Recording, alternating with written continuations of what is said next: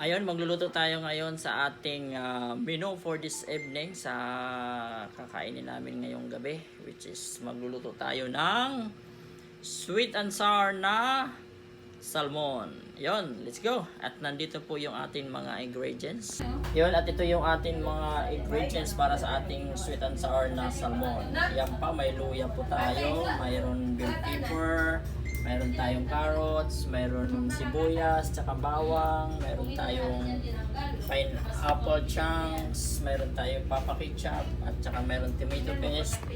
Mayroon po tayong cornstarch para pampalapot ng ating sabaw mamaya. At tsaka lalagyan ko na rin ng tuyo para medyo mas malinam yung sabaw natin. Yun, let's go mga babard! Yan, haluin muna natin yung ating bawang at saka sibuyas para pag mga kulay brown siya, ilalagay na po natin yung ibang ingredients. Yan, ilagay ko na po yung luya para maluto din siya.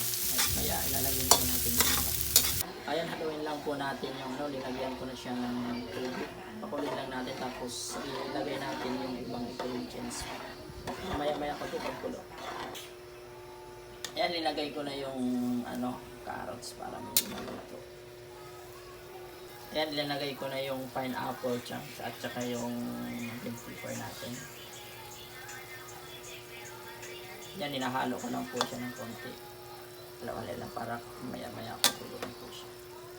May nagkuhay nga sa akin. Ayun, nilagyan ko na pala ng ketchup at saka vinegar at saka tomato paste na rin para pampakula. Maya ko na lalagyan ng pampalapot na cornstarch. Yun, malapit na. Yan, lagay na natin yung isda. Lagay na natin yung isda para sa ating sweet and sour. Yun, diba?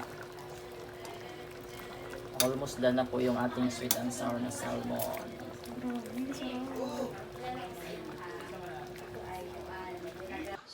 Yan, tapos na po ang ating menu for the night, yung sweet and sour salmon. Yan po yung ating sweet and sour na salmon. Sarap yan.